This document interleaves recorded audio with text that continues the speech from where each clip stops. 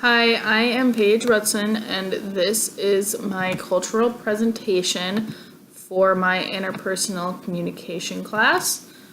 And to start off with, I did mine on gang communication and gangs. So to start off with, I have a quote. So it's communication leads to communicating that is understanding, intimacy, and mutual valuing. And this quote is by Rollo May. And I thought it was fitting for this presentation. So this presentation is basically going to outline the main ideas of communication between gangs and specifically how they communicate to each other and others around them. And this includes verbal, nonverbal, and written communication, and just understanding communication between different cultural groups can be the key to providing and receiving effective communication methods. So I have a little visual here.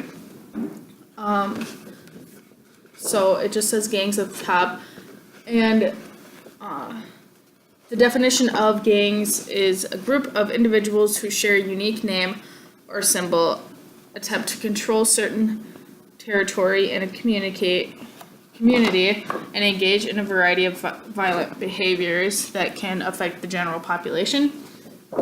And I put a statistic on here that there are an estimated of 31,000 gangs in the US with over 850,000 members of those gangs.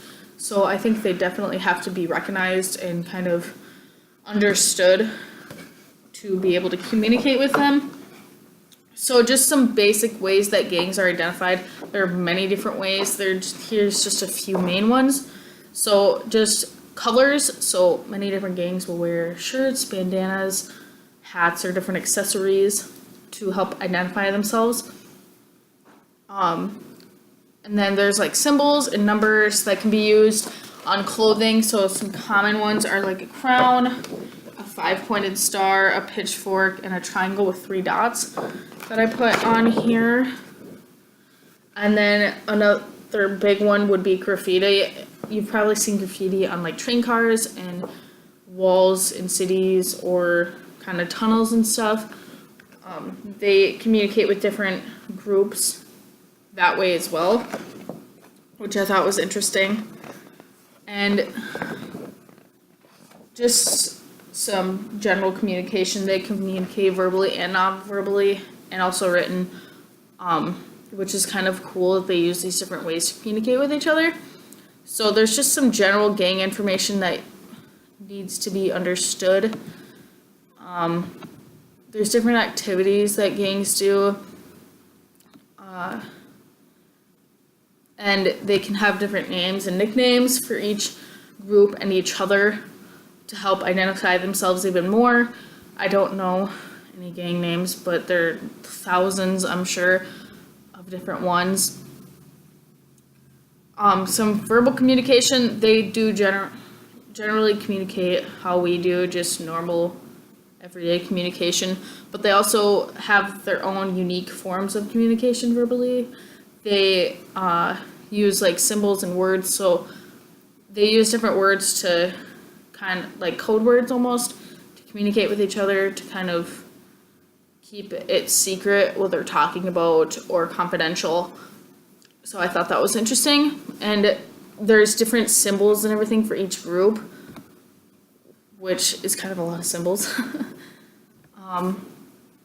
Just some nonverbal communication. They do use a lot of hand language, more than just hand gestures. They actually do like sign language, but their own unique sign language with their hands. And that's kind of interesting because they create their own. So imagine how much time that takes and how much time it takes to master it. It's kind of cool. And like I said, they also use different codes. For written, they can write their names in different ways. So if they have like a gang name or their real name, they can use Masonic tic-tac-toe kind of grids, which to my understanding, they're kind of ways to write your name but not actually write it, just using like symbols. So the tic-tac-toe one is kind of 3 different rows of 3 different numbers or letters, and then there's an X, kind of like this, through the box, and that can help kind of identify themselves and write their names. So gangs do communicate in many different ways. Just generally, a lot of different codes and hand signals. That's what they mainly use. If you've ever kind of seen any gangs, you've seen them kind of talk to each other, or the stigma is like, don't wear a certain color, because another gang could, you know, see that and take it as a wrong message, or think you're communicating to something to them. So they definitely pay attention to details like that, which is kind of cool. And I just thought this was an interesting cultural difference to understand, other than just like, I guess, like the general ones. So in conclusion, gang communication is definitely very different from any other culture of communication. Like I said, they have their own language almost, which is kind of interesting, even though they still speak their native language. And they all communicate both verbally and non-verbally equally. It doesn't matter how they're talking, they use both. So it's kind of learning 2 languages, which I thought was interesting. So that concludes my presentation on gang communication. Here is my poster once again. I just drew a little drawing of this guy that says "Let's Graffiti," just kind of a little demonstration here of kind of, they don't really say that, but just kind of how they do that. So thank you for watching, and I hope this presentation was very informative.